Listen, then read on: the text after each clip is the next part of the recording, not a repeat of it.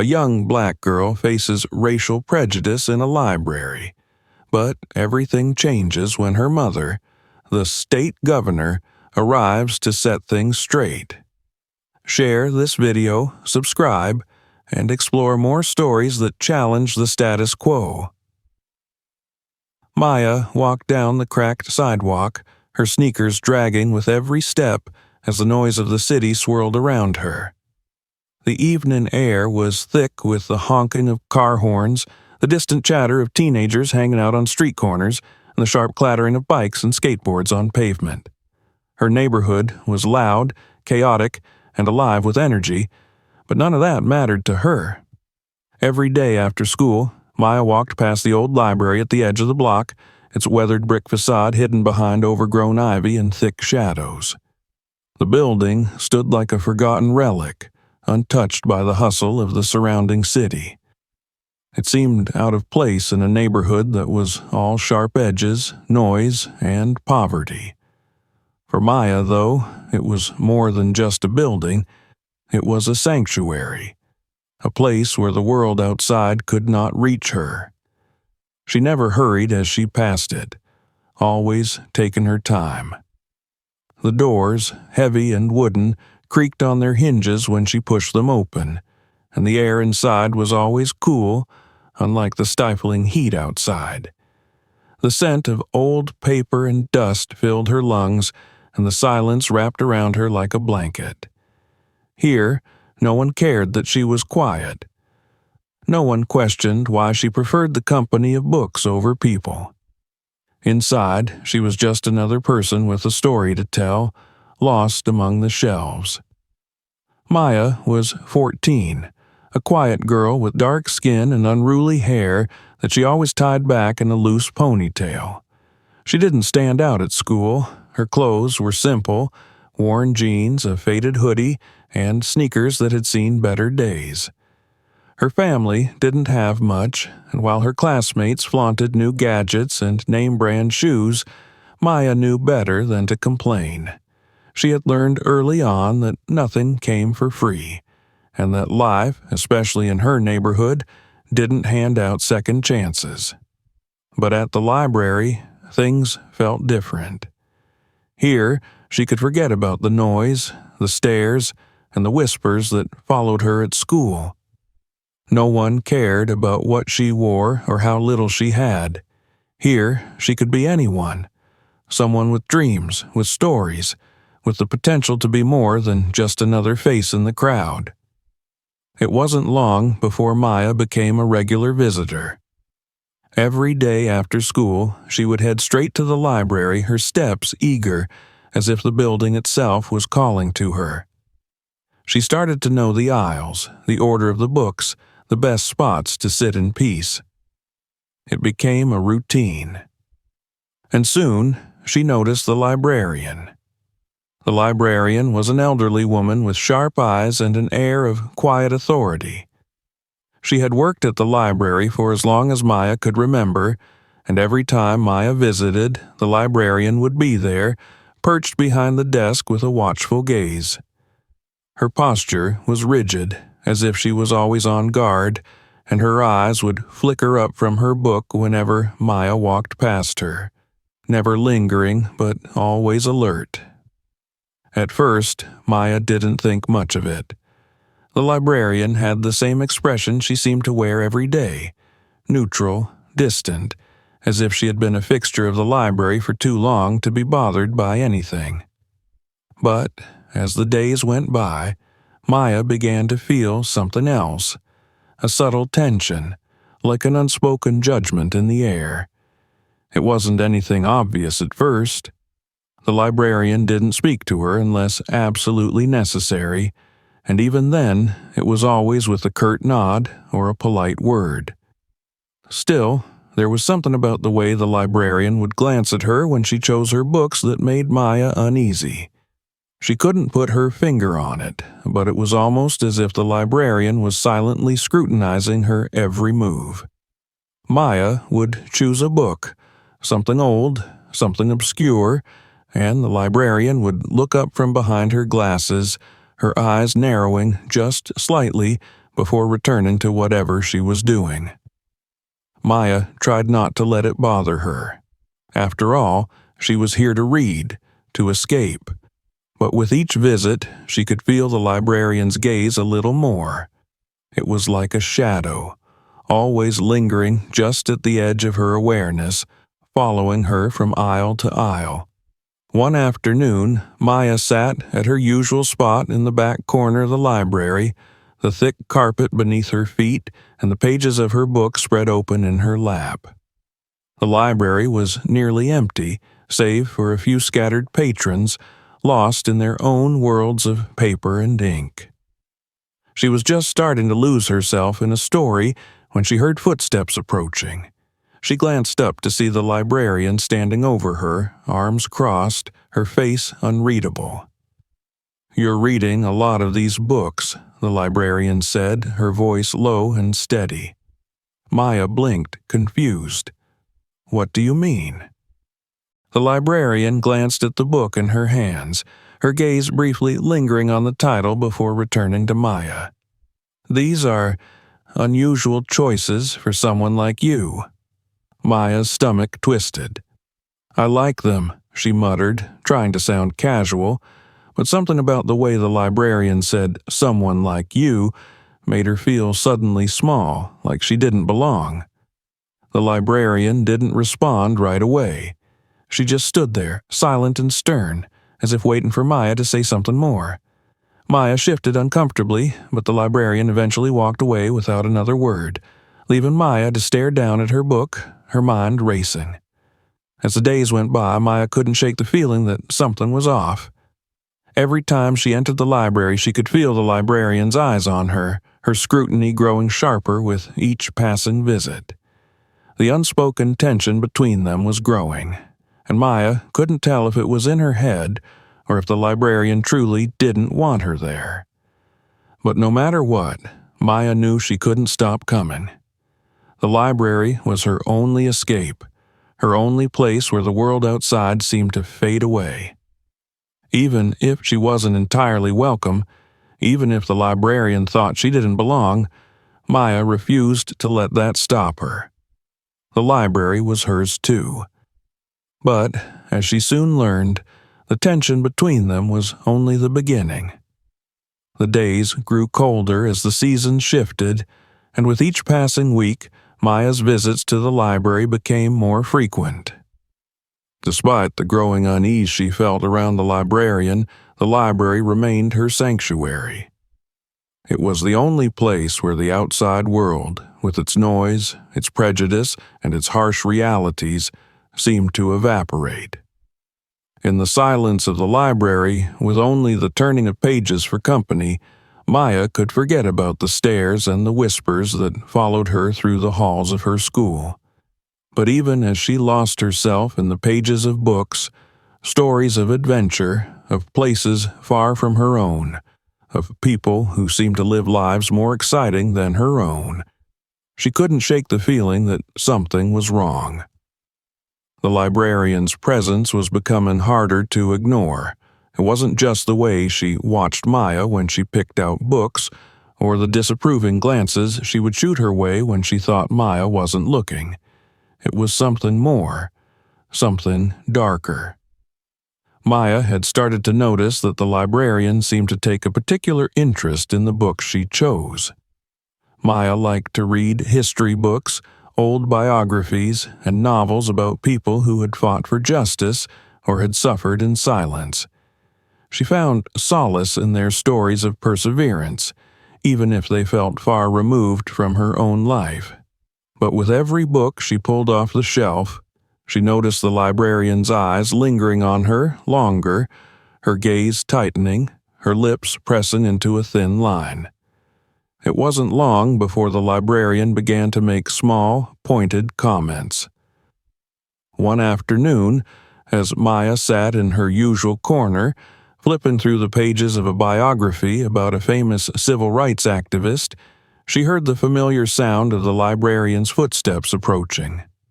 Maya didn't look up, pretending to be absorbed in the book. The librarian stopped next to her, leaning slightly over the table, her gaze focused on Maya's reading material. "You know," the librarian's voice was sharp, "books like this are for serious students. Not everyone can handle the weight of their content." Maya stiffened, her fingers curling around the edge of the book. Her throat tightened. "I like to read," she muttered, trying to keep her voice steady. She didn't want to give the librarian the satisfaction of seeing her upset. The librarian paused for a moment, her gaze unwavering. "I'm sure you do," she said, her tone dripping with an almost imperceptible hint of sarcasm. "But this is not the kind of place for people like you to get lost in these kinds of books. You should focus on your studies instead. Books like these are better suited to those who have the right background."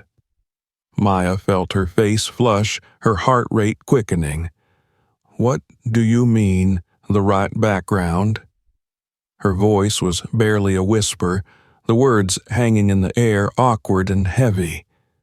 The librarian gave a small, dismissive shrug as if the answer was obvious. "Oh, you know, those who can appreciate them." Maya's stomach churned. The words stung, but she couldn't bring herself to say anything. She felt trapped, her chest tightening with a mixture of anger and helplessness. She wanted to argue, to stand up for herself, but something in the librarian's cold eyes told her it would do no good. For the rest of the afternoon, Maya couldn't concentrate on the book. Her mind raced, her thoughts scattered. How could the librarian think she didn't belong here? What made her so sure that Maya wasn't worthy of the books, the knowledge, the stories that filled the shelves of the library? But the worst part, the part that lingered long after the librarian had walked away, was the fact that Maya was starting to doubt herself. She had always been told to keep her head down, to stay out of the way, to avoid causing trouble. It had never occurred to her that someone might see her as less than others just because of her race, just because of where she lived. But now, with every glance from the librarian, with every harsh word, the reality of what she was facing began to settle in. The library, her safe haven, was no longer a place of comfort. It was becoming a place of judgment. The next time she visited, the tension between Maya and the librarian was palpable. Every time the librarian crossed the room, her eyes would flicker over Maya's reading material, scrutinizing her with an intensity that sent a chill down Maya's spine. Maya could feel the librarian's disapproval, even without words. She was being watched in a way that made her feel like an intruder, like she didn't belong. It was then that the first real confrontation happened. Maya had just pulled another book off the shelf, a novel about an African-American woman who had fought for her rights in a world that refused to see her. She had barely opened the first page when she felt the librarian's shadow looming over her. The woman stood there, arms folded, a scowl tugging at her lips.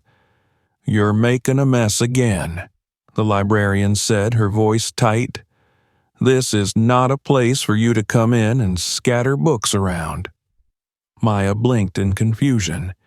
She hadn't touched anything except the book in her hands. "What do you mean?" she asked, trying to keep her voice steady.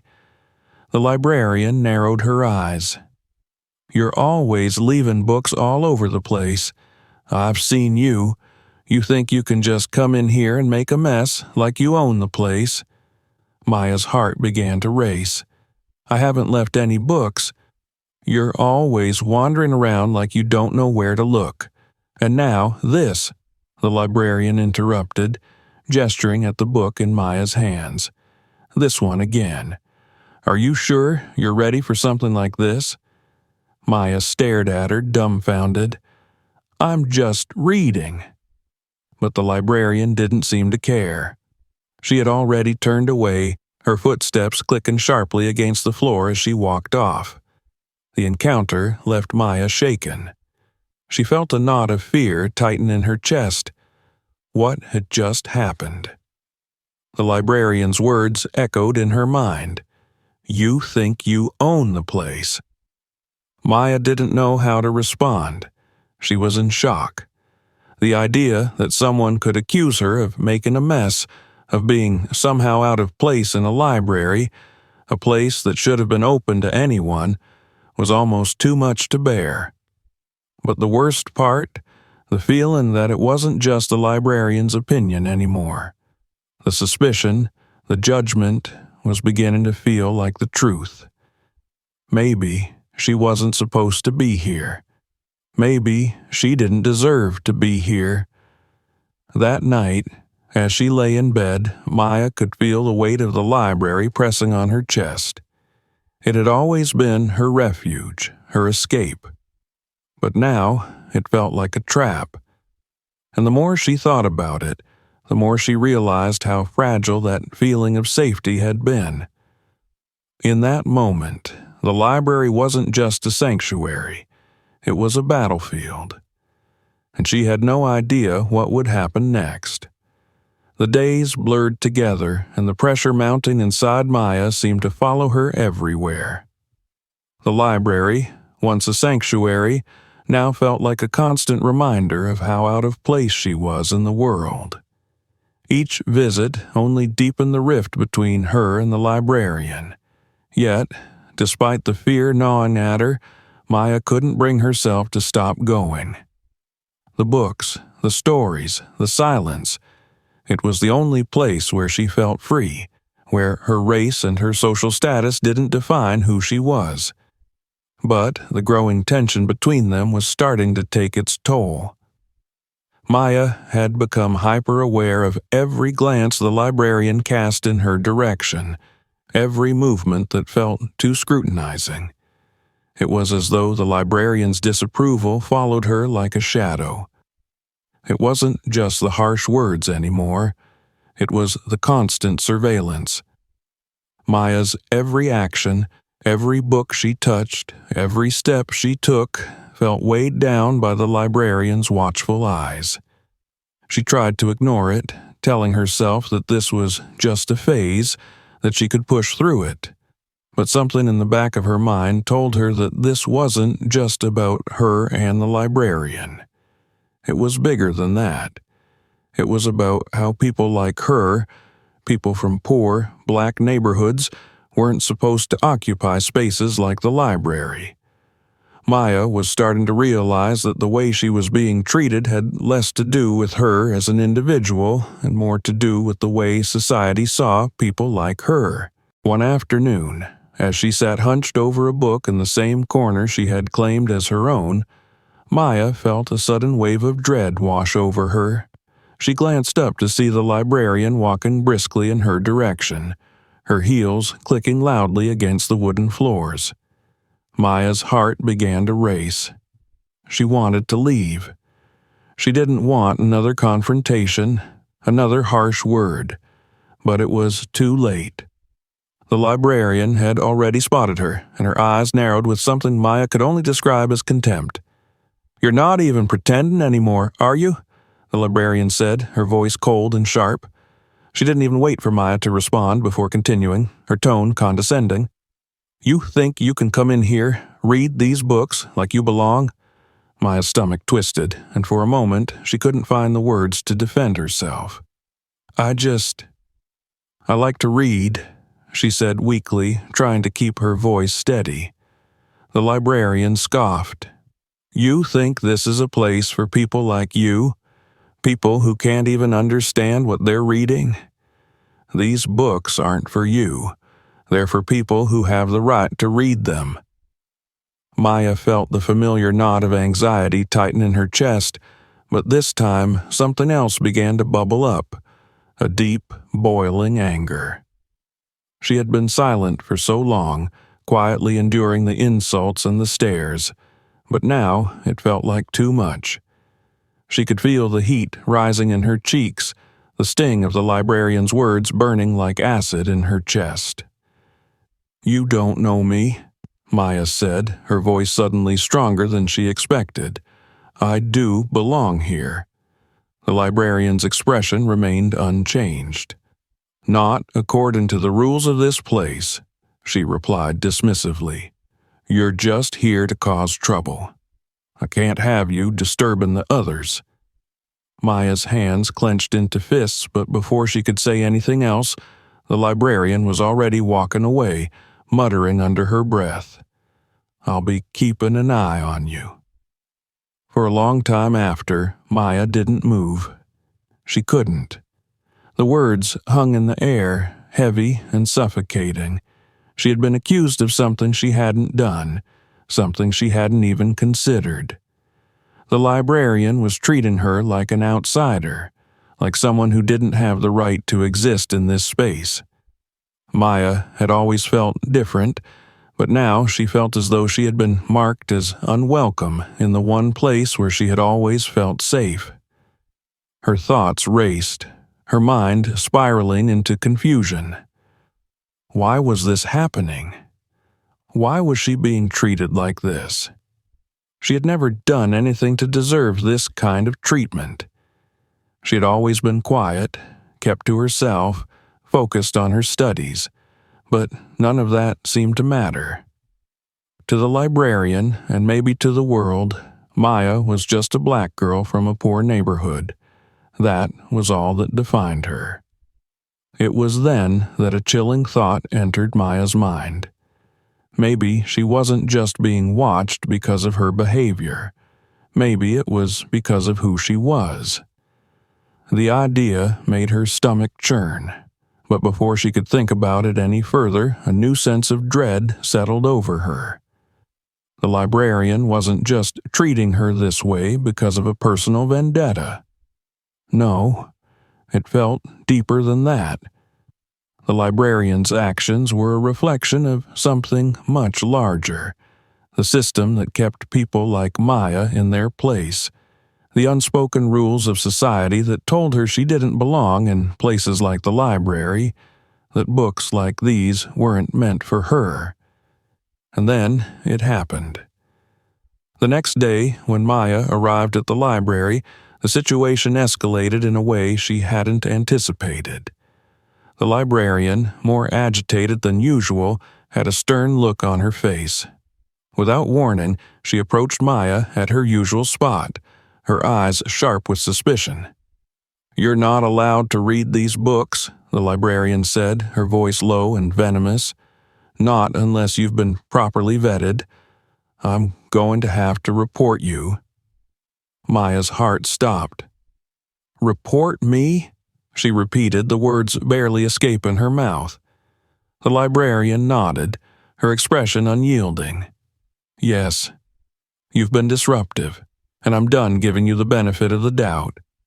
You're a liability."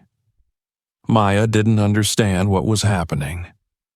"I haven't done anything wrong," she said, her voice trembling despite herself. "I just come here to read." "You've been causing problems for long enough," the librarian snapped. "I'm calling the police." The words struck Maya like a punch to the gut.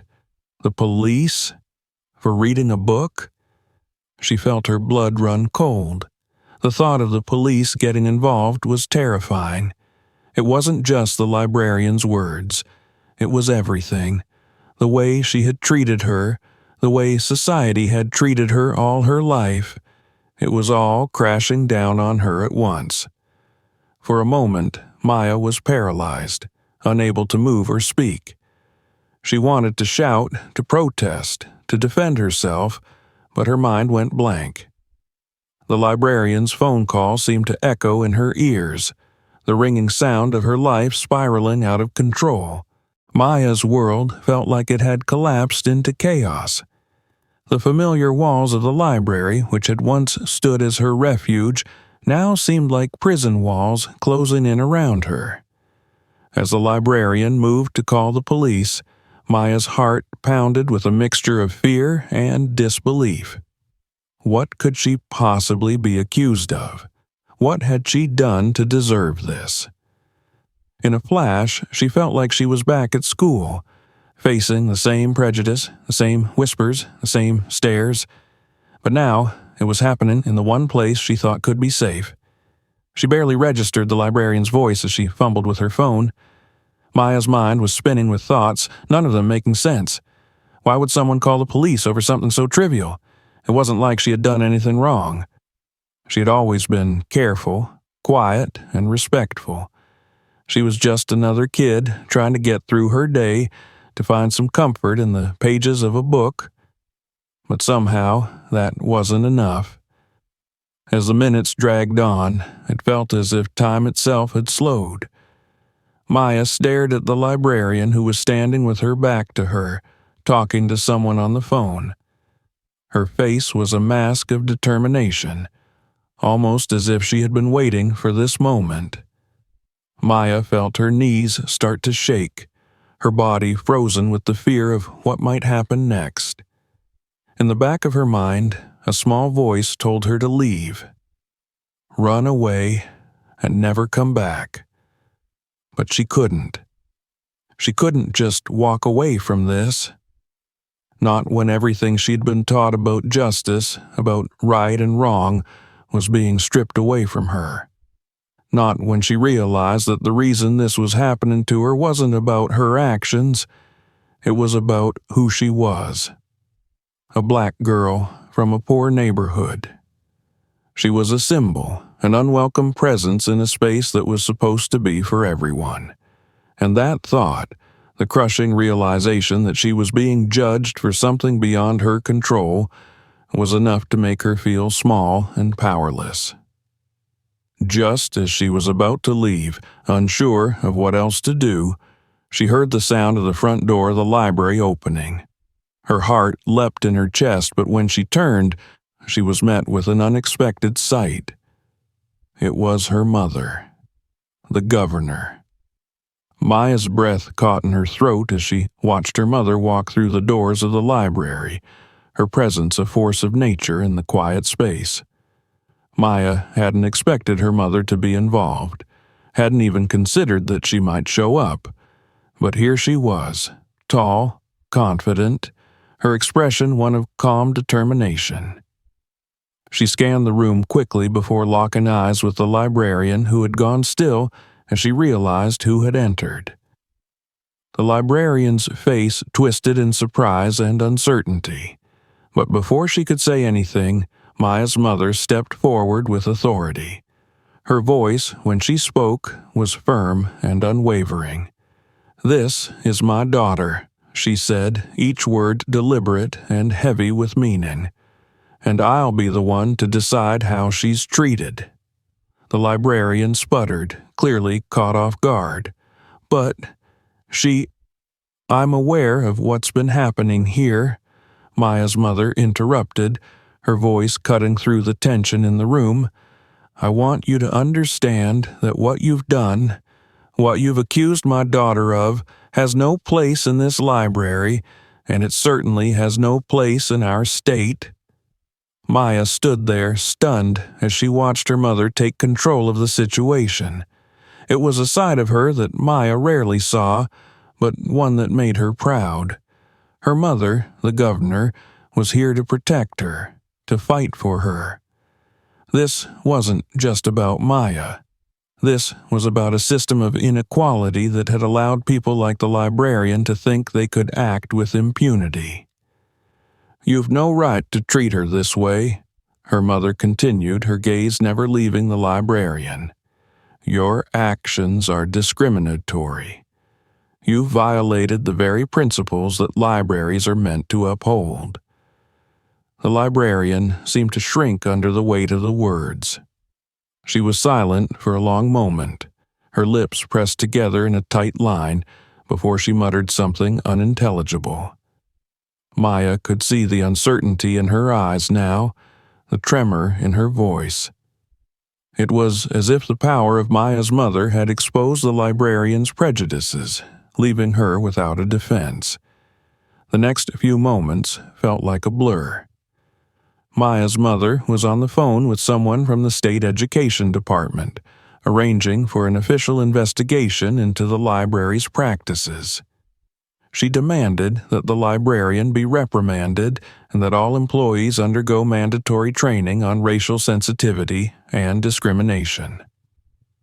Maya's mind raced as she listened to her mother's calm, decisive instructions. This wasn't just about her anymore. This was going to be bigger than anything she could have imagined. Maya didn't speak as her mother made the calls, but a new sense of strength began to settle in her chest. Her mother was right. She had the power to change things. She had the power to expose the systemic racism that had always been there, lurking just beneath the surface. When the call ended, her mother turned to her, her expression softening. "Are you okay?" she asked, her voice gentle, yet filled with concern. Maya didn't know what to say. She didn't know how to explain what she had been feeling, the shame and the anger that had built up inside her, the humiliation of being treated like a criminal in a place that was supposed to be for everyone. But she nodded, forcing a smile. "I'm okay, Mom. Thanks for coming." Her mother placed a hand on her shoulder, a gesture of reassurance. "This isn't just about what happened here today," she said, her voice steady. "This is about every child who has ever been made to feel like they don't belong. We will make sure this doesn't happen again. Not to you, not to anyone." As the two of them walked out of the library together, Maya felt the weight of the moment settle on her. This was far from over. The investigation, the media attention, the public scrutiny, it was just the beginning. But for the first time, Maya felt like she had a voice. She felt like she wasn't alone, and for the first time, she felt like she could truly fight back. The events of the past few days had created a whirlwind in Maya's life, leaving her feeling both overwhelmed and empowered. She had never imagined that something as seemingly small as a visit to the library could lead to such a dramatic turn of events. Yet, in the space of one afternoon, everything she thought she knew about fairness and justice had been thrown into question. In the wake of her mother's intervention, the situation quickly escalated. The media picked up the story almost immediately, and soon news outlets were covering the incident. Reporters gathered outside the library, speaking to witnesses and trying to get statements from those involved. Maya watched it all unfold from the quiet of her home, feeling the eyes of the world on her, even though she wasn't ready for the scrutiny. Her mother's voice remained calm and authoritative throughout it all. She had ordered a full investigation into the incident and demanded that the library be held accountable for its actions. There would be no quiet resolution, no easy compromise. It was clear that the governor wasn't going to back down. Her insistence on transparency and accountability had caught the attention of local and national media. And soon, the library's actions were being dissected by experts and activists alike. But even as Maya felt a sense of justice beginning to take shape, the weight of the public spotlight grew heavier with every passing day. Her life, which had once been focused on school and books, was now caught up in something much bigger, something she wasn't sure she was ready for. People in her neighborhood whispered about her. At school, the attention was both overwhelming and unnerving. Some students praised her for standing up for herself, for calling out injustice. But others, especially those who hadn't been exposed to the realities of systemic racism, questioned her motives. They didn't understand why a small incident at a library had spiraled into something so large. The school's administration, which had mostly been passive in the face of her struggles before, now seemed to take a sudden interest in Maya's case. Teachers who had previously ignored the subtle racism in their classrooms were now quietly trying to show support. It was as if the media attention had forced them to acknowledge the very issues they had been too uncomfortable to address. But even more unsettling than the shifting dynamics at school were the reactions from her friends, or rather the lack of them. Maya had always been a quiet girl, someone who kept to herself, but now, in the wake of the media storm, she felt even more isolated. As Maya sat in her room one evening, staring at the television as yet another report on the incident flashed across the screen, she felt something inside her begin to change. Her sense of powerlessness, which had once felt like an insurmountable wall, was now something she was ready to confront. Her mother had shown her what it meant to fight for justice, to stand up for what was right, no matter how difficult it might seem. Maya realized that her own voice mattered, that it wasn't just about defending herself, but about standing up for every child like her who had been silenced, ignored, or oppressed. The media coverage continued, and the public debate over racial discrimination in libraries began to grow. Maya's story was shared across social media, with activists and advocates calling for a widespread reform of public institutions, especially in the way they treated marginalized groups. Maya's face appeared on the front page of newspapers and websites, and her name became synonymous with the fight against discrimination in libraries and beyond. Her mother, the governor, spoke out about the need for systemic change, calling for nationwide reforms that would hold institutions accountable for discriminatory actions. The call for racial sensitivity training for public employees grew louder, and the idea of institutional racism was no longer something confined to academic discussions. It was a real, visible issue that people were now forced to confront. As part of the investigation, an independent audit was launched to assess the practices of the library system. The results were damning. Multiple cases of racial bias were uncovered, not just with the librarian who had targeted Maya, but with several other staff members as well. It turned out that the library, long considered a place of sanctuary for many, had been operating with deeply ingrained prejudices. The investigation revealed that Maya was not the only black visitor to have been unfairly treated. Several other children and families from similar backgrounds had been subjected to questioning, suspicion, and exclusion. It was as though the library had become a place where certain people who didn't belong, were made to feel unwelcome, even though the library was meant to be a public space, open to all. The revelation sent shockwaves through the community. Public hearings were held, and the media was abuzz with interviews from scholars, community leaders, and everyday citizens who spoke about their own experiences with discrimination in public institutions.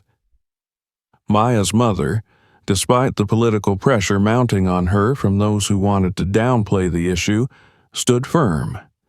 She demanded answers. She made it clear that this wasn't just about one incident. It was about a broader, systemic problem that needed to be addressed. The library, which had once seemed like an unassuming institution, was now under intense scrutiny. A public outcry demanded that changes be made immediately. The library system was put on probation, and the staff was forced to undergo mandatory anti-racism training.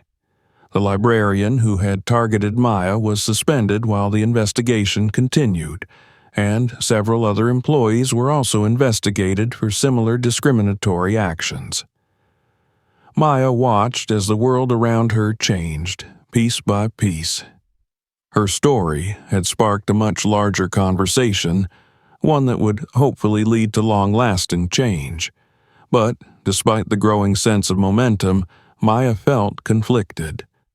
The more she saw her story spread, the more she realized just how personal it had become.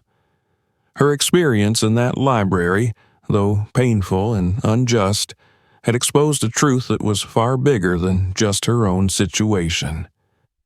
It was a truth about the world, the way it treated people who looked like her, who came from her background, and who, despite everything, had the right to be in those spaces, just like anyone else. But as the dust began to settle and the investigation moved forward, Maya began to understand something important. She had a role to play in this conversation. She wasn't just a passive figure in the story anymore. She was becoming a voice for those who had been silenced. She had the power to shape the future, and she would not let that power go to waste.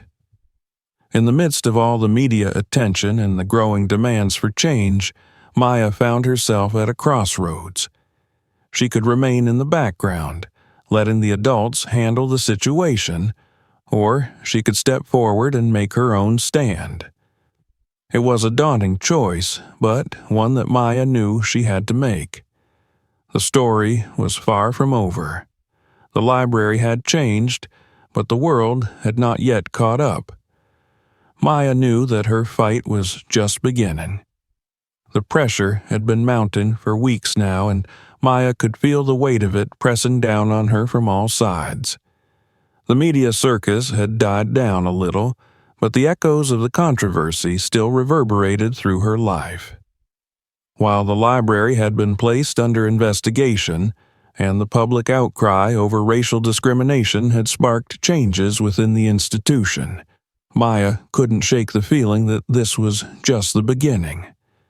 There was still so much left to do. Her mother, the governor, was fighting tirelessly behind the scenes to push through statewide policies aimed at combating institutional racism. The press conferences, the public statements, and the meetings with activists were constant.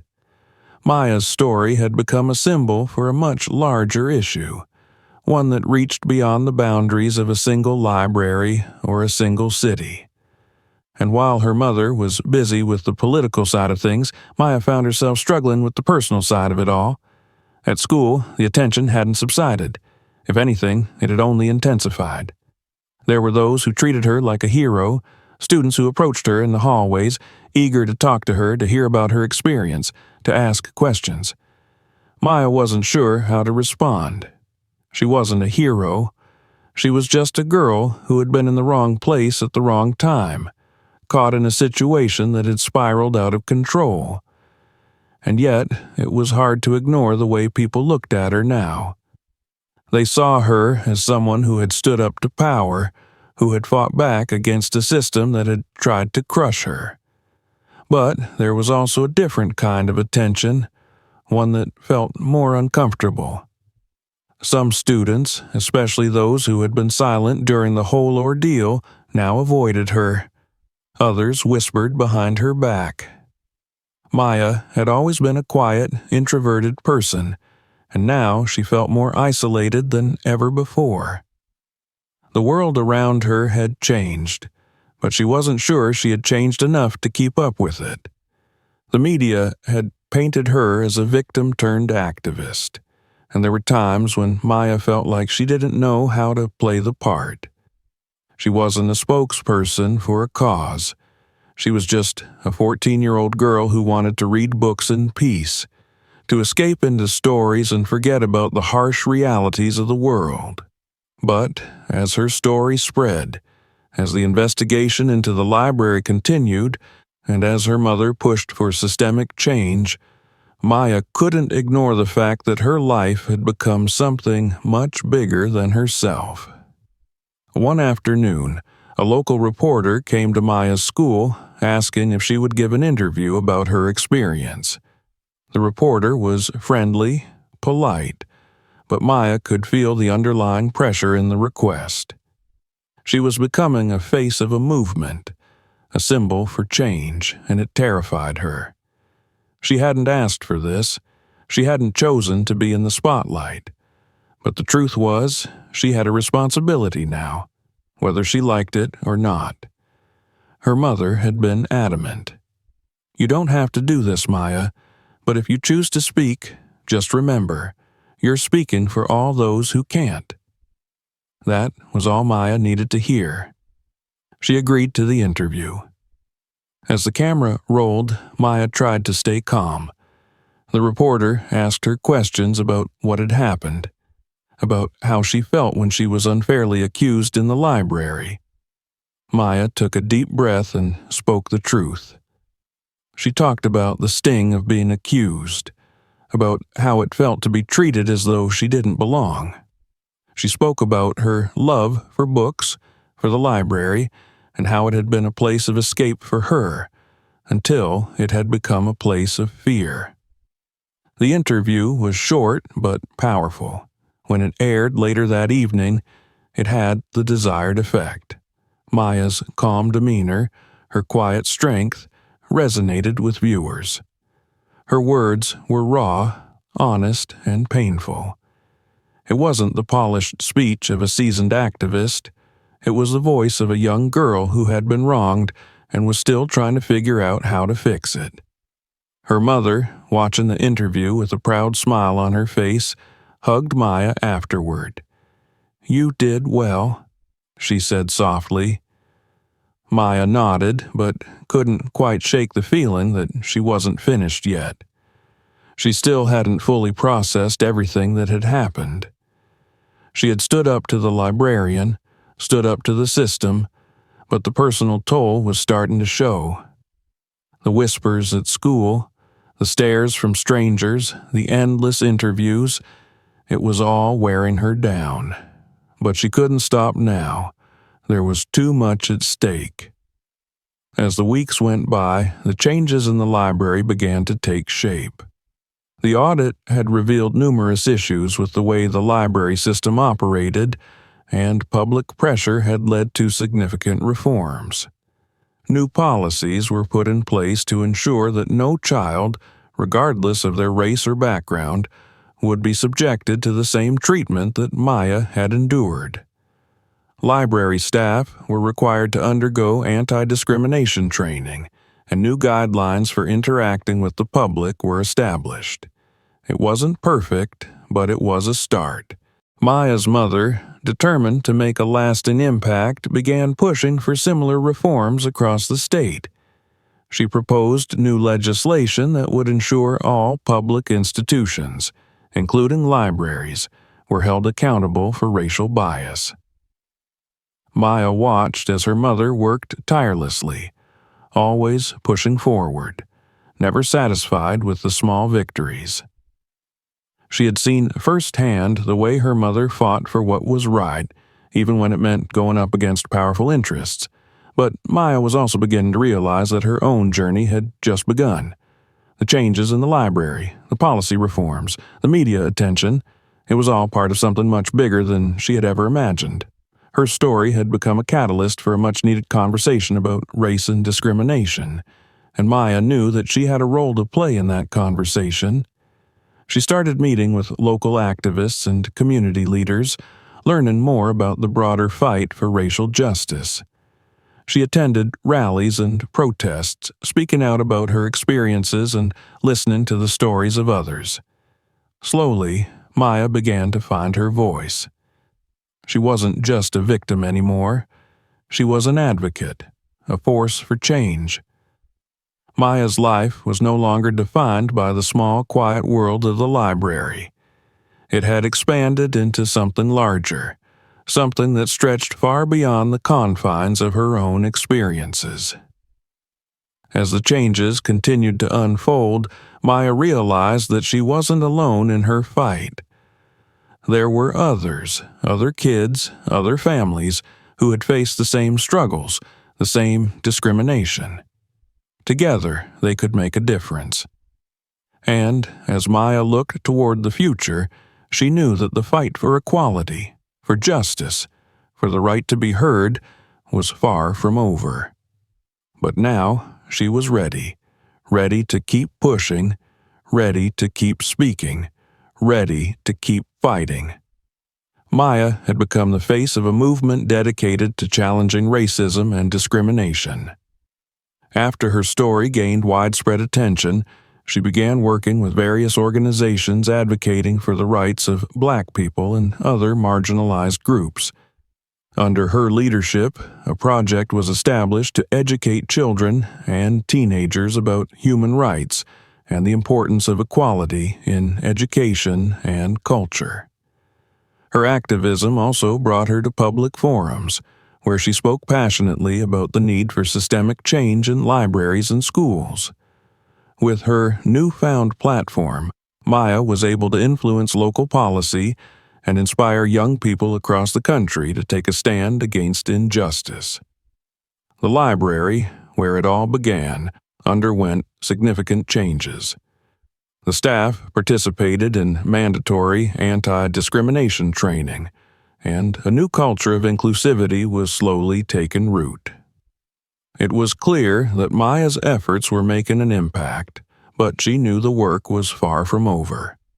The battle against racism, though no longer invisible, was still ongoing, and Maya was ready to continue the fight. Through it all, Maya had transformed from a shy girl searching for refuge in books to a confident young leader who understood the power of her voice. As she stood at the forefront of the movement, she realized that the changes she was fighting for weren't just for her, but for all the children who would come after her. And though the road ahead was long, Maya now knew one undeniable truth: her story was just the beginning. If you enjoyed this story, don't forget to subscribe to the channel so you don't miss new videos. Share this video with your friends, and let's continue to talk about important issues of equality and justice together. Also, check out the other videos on the channel. We have a lot of interesting and important topics. See you soon.